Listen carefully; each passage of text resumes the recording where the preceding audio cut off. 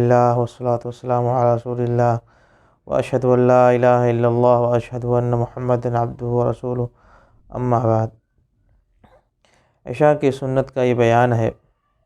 عشاء کی نماز سے پہلے کوئی خاص سنت مؤکدہ یا سنت راتبہ نہیں ہے، مگر یہ کہ جو شخص مسجد میں جماعت سے پہلے پہنچ جائے گا اسے چاہیے کہ کچھ نہ کچھ نماز پڑھ کر کے پھر بیٹھے، اور جیسا کہ صحیح بخاری مسلم کی حدیث بھی ہے، اللہ کے نبی علیہ السلام نے ارشاد فرمایا کہ بین کل اذانین صلاۃ، ہر اذان اور اقامت کے درمیان نماز ہوتی ہے، تو اذان اور اقامت کے درمیان نماز پڑھنا چاہیے۔ مگر یہ کون سی نماز ہوگی؟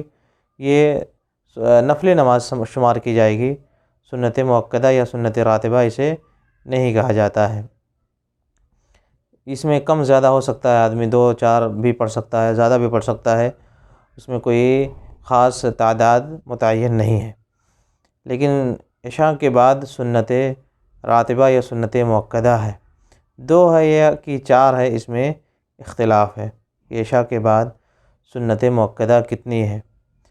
اور اس سلسلے میں صحیح بخاری کی روایت آتی ہے عبداللہ بن عمر رضی اللہ عنہما سے، کہ جس میں انہوں نے ساری سنن کو ذکر کیا ہے، اس میں عشاء کی بعد کو سنت کا انہوں نے تذکرہ کیا ہے کہ وہ رکعتین بعد العشاء، نبی علیہ السلام عشاء کے بعد 2 رکعت سنت آپ پڑھتے تھے۔ اور اسی طرح کی روایت ہے عائشہ رضی اللہ عنہا سے بھی ہے، صحیح مسلم کی روایت ہے کہ نبی علیہ السلام جب عشاء کی نماز پڑھا کر کے واپس آتے تھے گھر، تو آپ گھر میں آ کر کے 2 رکعت نماز پڑھتے تھے عشاء کی سنت۔ یہ 2 رکعت کے تعلق سے نماز ہوئی۔ دوسری ایک روایت آتی ہے صحیح بخاری کی عبداللہ بن عباس رضی اللہ عنہما سے، اس میں 4 رکعت کا تذکرہ ہے۔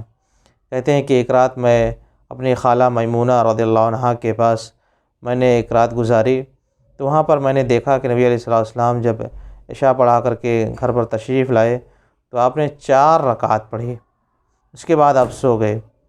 پھر آپ رات کو بیدار ہوئے رات کی نماز پڑھنے کے لیے، تہجد پڑھنے کے لیے، تو میں بھی آپ کے ساتھ نماز پڑھنے کے لیے کھڑا ہو گیا۔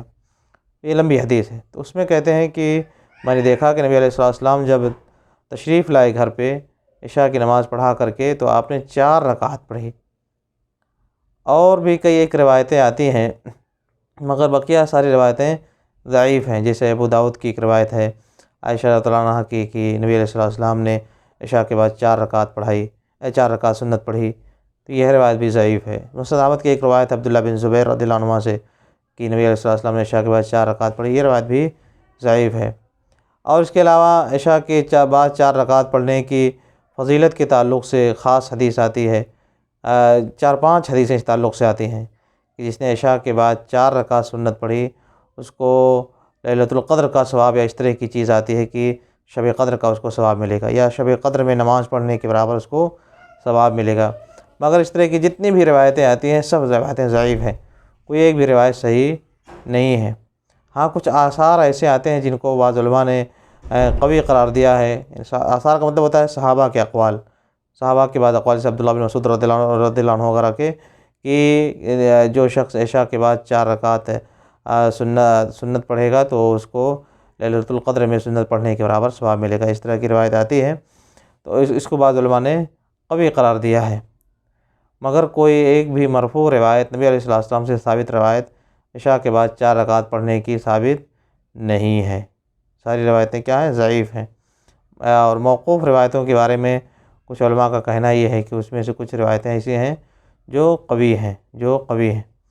اسی بنیاد پر یا اسی کو لے کر کے دونوں طرح کی روایتیں چونکہ پائی جاتی ہیں، اسی پر علماء کا اختلاف ہے کہ کیا عشاء کے بعد 2 رکعت سنت ہے کہ 4 رکعت سنت ہے۔ عام علماء کا فتویٰ یہی ہے کہ عشاء کے بعد 2 رکعت سنت ہے، جیسا کہ عائشہ رضی اللہ عنہا کی حدیث ہے، صحیح مسلم کی عبداللہ بن عمر رضی اللہ عنہ کی حدیث ہے، صحیح بخاری کی، ان ساری روایتوں سے پتہ چلتا ہے کہ عشاء کے بعد سنت راتبہ یا سنت مؤکدہ جو ہو کتنی ہے؟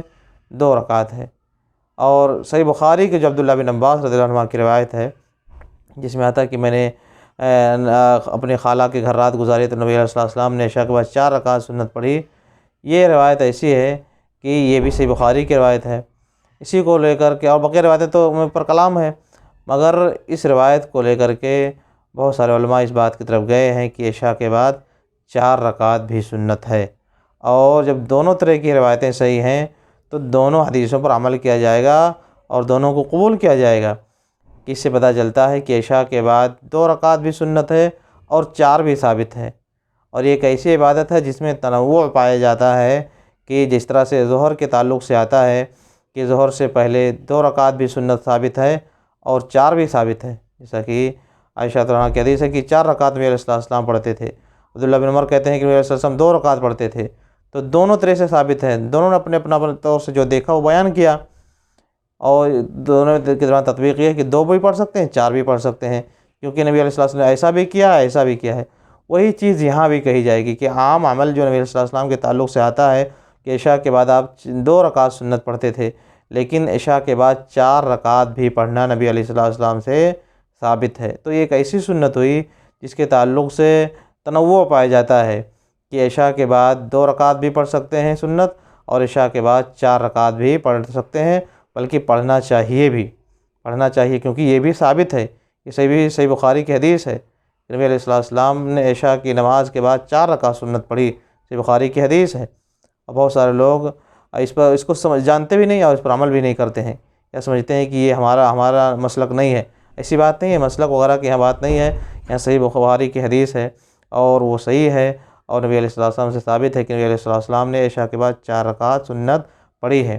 اور عشاء کے بعد 4 رکعت سنت کی کچھ روایتوں سے جو موقوف روایتیں ہیں، صحابہ سے آتی ہیں، یعنی نبی علیہ السلام تک نہیں پہنچتی ہیں، مگر صحابہ بیان کرتے ہیں کہ ان کی خاص فضیلت ہے۔